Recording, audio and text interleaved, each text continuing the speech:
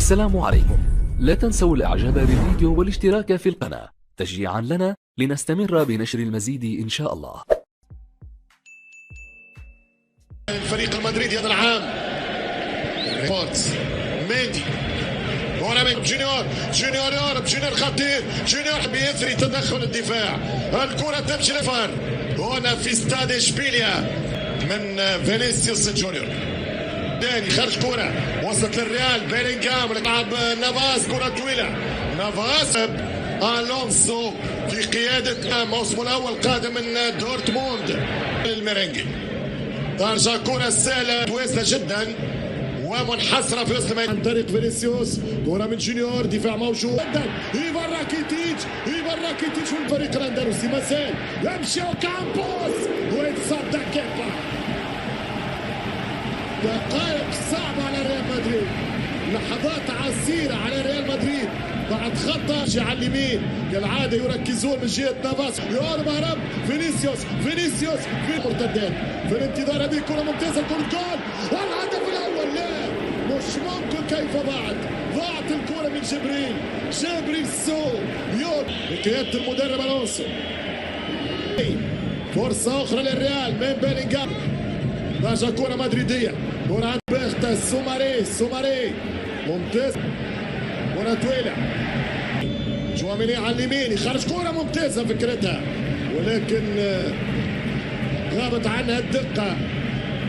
القائد كارفاخال في وسط الميدان، برجع الرد، الريال متوازن في الهجوم، يدخل لمنطقة الجزاء، يوسع كرة ممتازة على القلب، دائما يتقدم له حد للضغط، ألابا عمل توني كروس، الأولوية الأفضلية بالراس، البحث يمشي النفاذة، جاء البرازيلي يمشي فيني وفي خطأ، هذه خطيرة للميرينجي، يمشي توني كروس خطيرة وخرجها راموس وهي في طريقها لمعانقة الشباك.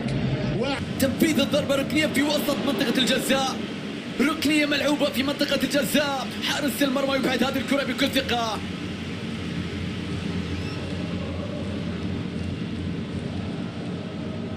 يتقدم باتجاه المرمى بنزيما، كرة في أقدام لوكا مودريتش،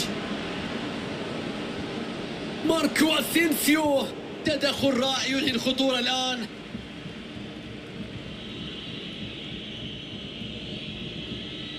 جوليس كوندي،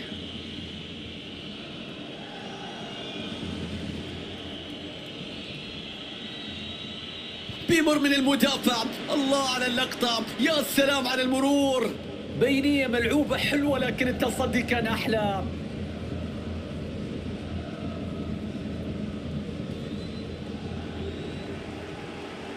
لوكا مودريتش، انطلاقة هجومية لريال مدريد، يقطع الكرة في مكان خطير، فينيسيوس وفيها خطورة، راية مرفوعة وتسلل موجود هنا، تمريرة تلعب بشكل مبكر، غياب تركيز، يقع الفريق في التسلل، التوقيت دائما مهم جدا والتركيز مطلوب لتفادي هذه اللقطات.